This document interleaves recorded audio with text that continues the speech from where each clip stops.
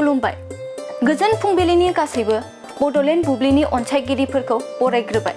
दिनै 2 फेब्रुआरि शुक्रबारनि फान्जामुथिखौ फरायथिनो लादों आं लिसा नार्जारिया। फान्जामुथिनि गिबियाव दं मेष राशि। बिसि फिसायनि गेजेराव अनलायनाया बांगोन। सुखु गोजोनै समखौ हगार हरनो हागोन। वृष राशि। मोजां हाबा मावनो हागोन। साननायफोरा जाफुंगोन। गोथार सान जागोन। मिथुन राशि। सावस्रिया जोबोरैनो गाज्रि जानो हागौ। नखरारि जेंनायाव भुगिनो गोनां जागोन। कर्कट राशि। माबा मोनसे गोरोन्थि हाबा मावना खैफोदाव गोग्लैनो हागौ। सांग्रां जाना थानाया गाहाम जागोन। सिंह राशि। नोंथांनि थांखिखौ जाफुंसार होनायाव साहसनि गोनांथि जानो हागौ। साना जेथो गोनां जागोन।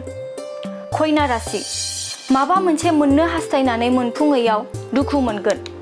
गाज्रि सान जागोन। तुला राशि। गुन गोनां हाबा मावना बयजोंबो मान होजागोन। मोजां सान जागोन। वृश्चिक राशि। सोरजोंबा गोसा बाथ्रा बुंजानो हागौ। गोसोआ जोबोरैनो दुखु मोनखांगोन। धनु राशि। गोजौ फारसे जौगानो हागोन। थांखिया जाफुंसार जागोन। मोजां सान जागोन। मकर राशि। धोन दौलत आरजिनो हागोन। आखायाव रां रुफा जागोन। बेफार फालांगि बायदियाव मुलाम्फा जागोन। कुम्भ राशि। मानिबा जाहोनाव सोरजोंबा सुथुर जालायनो हागौ। नंखाय बाथ्राखौ लाना बांसाव जानो हागौ।